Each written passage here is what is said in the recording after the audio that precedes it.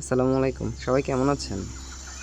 রাস্তার ধারে পরিত্যক্ত একটা জায়গায় কিছু মরিচের চারা কুড়িয়ে পেলাম। তো সাথে সাথে চারাগুলোকে আমি তুলে আমার সাথে করে এগুলোকে বাড়িতে নিয়ে আসলাম। তো বাসায় এনে আমি এগুলোকে রোপণ করার জন্য মাটি রেডি করতেছি। অবশ্য আমার কিছু মাটি আগে থেকে রেডি করা আছে। আমি গাছগাছালি রোপণ করি, যার কারণে সবসময় কিছু মাটি রেডি করে রাখি।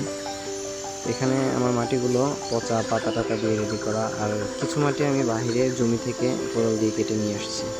এখন পট নির্বাচন করলাম। আমার অবশ্য পটগুলো আগে থেকে ছিল, পটগুলো অবশ্য আগে থেকেই রেডি করা ছিল এবং পটগুলো ছিদ্রযুক্ত, যেন পটে কোনো প্রকার পানি আটকে না থাকে, এতে করে গাছের ক্ষতি হতে হবে এবং গাছ মারা যাবে।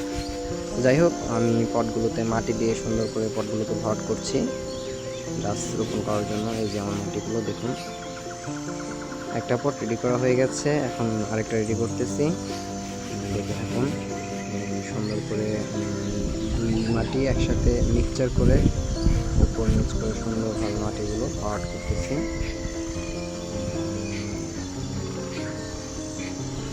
অবশ্য গাছগুলো পড়ে থাকলে হয়তো রাস্তায় একটা সময় মারা যেত।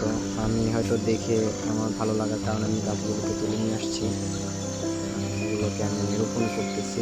দেখা যাক কি হয়। এই যে গাছগুলো দেখুন, রাত্রেবেলা নিয়ে আসছিলাম, তো যার কারণে এগুলোকে একটা ভিজা তুষে রেখে দিয়েছিলাম, যেন গাছগুলো কোনো ক্ষতি না হয় বা মারা না যায়। দুটো দুটো করে রোপণ করে দিচ্ছি। এই যে দেখতে থাকুন, দুটো গাছ একদম মাঝখান বরাবর সুন্দর করে রোপণ করে দিচ্ছি।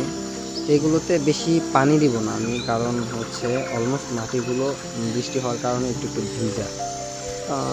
একটা রোপণ করে ফেললাম, এখন এই যে আরেকটাতে রোপণ করব। মোট 4টা চারা ছিল, দুটো দুটোর উপরে রোপণ করেছি। এই যে আরেকটা রোপণ করা হয়ে গেল। এখন এগুলোকে মাটি দিয়ে সুন্দর করে একদম মাঝখান বরাবর রেডি করে দিচ্ছি। দেখুন, দুইটা চারাই একদম একটু ফোটা ফোটা করে জাস্ট একটু পানি দিয়ে দিচ্ছি, যেন গোড়াগুলো বসে পড়ে।